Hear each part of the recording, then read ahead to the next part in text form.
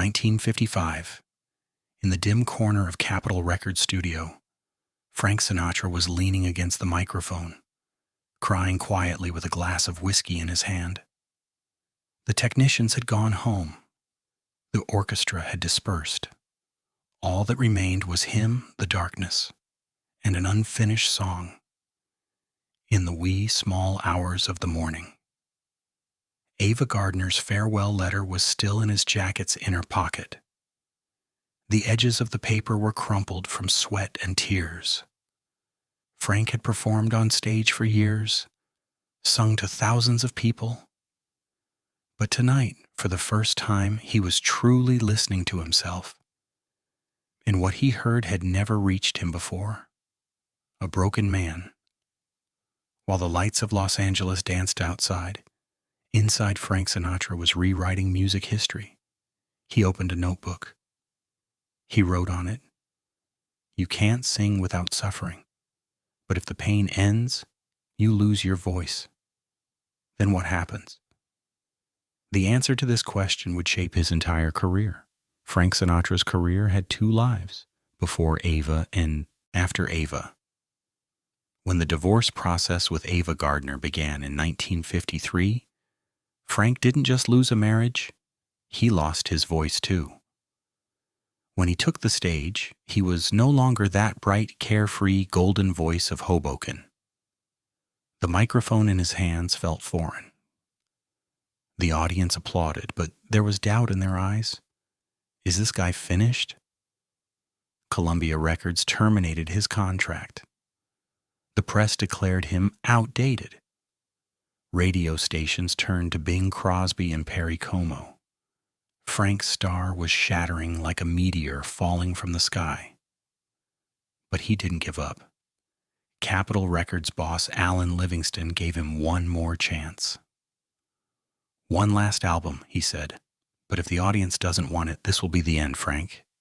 Frank nodded. He knew he would either reinvent himself or fade into history. Fall 1953. In Capitol's conference room, Frank met with young arranger Nelson Riddle. Nelson was a man in a plain suit, quiet but sharply intelligent. He placed a stack of sheet music on the table. Frank asked, "What do you think about I've Got the World on a String?" Nelson looked up. "It's a cheerful song." "But you're not cheerful, Frank." Frank froze. "What do you mean?" Nelson leaned forward. "You're a man in pain, and people in pain sing cheerful songs falsely. But if you load your pain onto the orchestra, then the music carries you. It sings in your place." Frank smiled. For the first time, someone understood him. "So how should I use the orchestra?" he asked.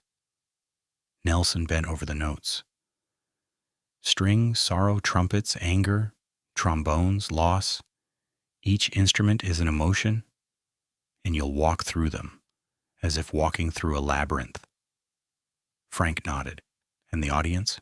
"The audience," Nelson said, "won't leave you alone in that labyrinth, because you're singing what's inside them." During studio recordings, Frank always had one thing with him, a whiskey glass. He didn't drink most of the time. He just held it. While his fingers traced the rim of the glass, he thought. Nelson was surprised when he first saw it. "Why don't you drink?" Frank laughed. "This glass is my friend. If I drink it, it disappears." The glass eventually became Frank's symbol. In photographs, live performances, cover art. That glass was everywhere. Empty. Waiting. March 1954. The album Songs for Young Lovers was released. It was successful, but Frank wasn't satisfied. "This isn't enough," he told Nelson. "I need to go deeper." That night when he returned home, he found an envelope in his mailbox. The handwriting was familiar. Ava Gardner. Inside was a single sentence. "When you listen to me, I know you suffer. But when I listen to you, I suffer too. Maybe we're both searching for the same lostness. A." Frank read the letter. Once, twice, 3 times. Then he went to the studio. It was midnight. He opened the door, walked to the microphone, and called Nelson. "We start recording tomorrow," he said, "but this time we'll make a different album, its name, In the Wee Small Hours." Nelson was surprised. "But Capitol hasn't approved it yet." "They'll approve it," Frank said. "This is my album, my pain, my story." The recording of In the Wee Small Hours took place between January and February 1955. Every night started at 10 p.m. It was Frank's insistence. "Night is the time for those who suffer," he would say. "During the day, everyone appears happy." The atmosphere in the studio was heavy. The lights were dim. Musicians looked at their notes, but no one spoke. Frank approached the microphone, closed his eyes, and dove into the song. While Nelson conducted the orchestra, he listened to Frank's voice. During What Is This Thing Called Love? Frank's voice trembled. Nelson raised his hand and signaled the orchestra, "Slow down, leave him alone." And the orchestra slowed down. Only a piano and Frank's voice remained. Everyone in the studio felt that moment. The recording engineer later recounted, "In that moment, we knew we were making history." During recording breaks, Frank would retreat to the corner of the studio. Cigarette in hand, eyes on the ceiling, sometimes he would think for hours.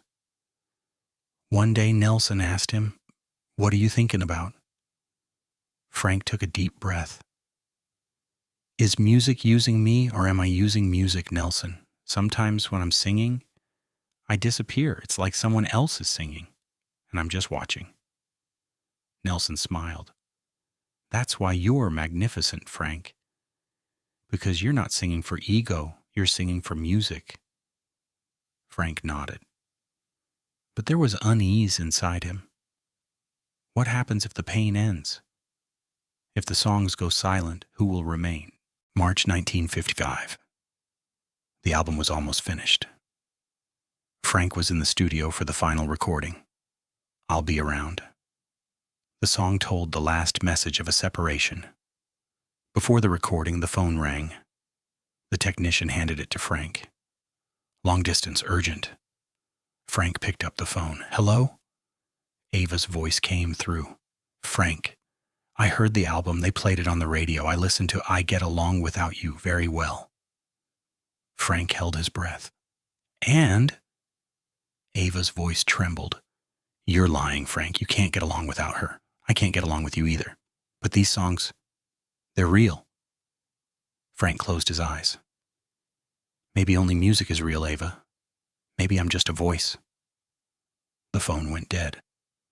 Frank walked to the microphone. The orchestra was ready. Nelson gave the signal, and Frank began to sing. "I'll be around no matter how you treat me now." His voice didn't break. But something inside him did. April 1955. The album In the Wee Small Hours hit the market. The first week is quiet. Critics didn't know what to say. This album was unlike anything. It wasn't cheerful. You couldn't dance to it. It just hurt. But listeners understood. The second week, sales exploded. People listened to the album at night, in lonely rooms, with their broken hearts. Letters began to arrive. "You sang my heart, Mr. Sinatra. Listening to this album, I felt for the first time that I wasn't alone. You made my pain beautiful." Frank read the letters. His eyes welled up. Nelson was beside him. "We did it," Nelson said. Frank smiled. "No, Nelson, we lost something, and that loss became music." January 1956. Frank was about to embark on a new tour. Backstage, he looked in the mirror. His hair was neat. His suit was flawless. But there was emptiness in his eyes. Nelson came up beside him. "Are you ready?" Frank turned. "Nelson, I'm going to say something. And it's going to sound strange. Say it. I'm not suffering anymore." Nelson was surprised. "Isn't that a good thing?" Frank nodded. "Maybe. But if the pain is over, How will I sing? Will the music be fake? Nelson placed his hand on Frank's shoulder. Frank, you're not singing to suffer, you're singing for music. Pain was just a bridge. But the bridge has been crossed. Now you're not just a singer anymore, you're an artist. Frank closed his eyes. But is being an artist enough? I don't know, Nelson said. But you're going to find out. That night on stage, Frank was singing the last song, I'll Be Around.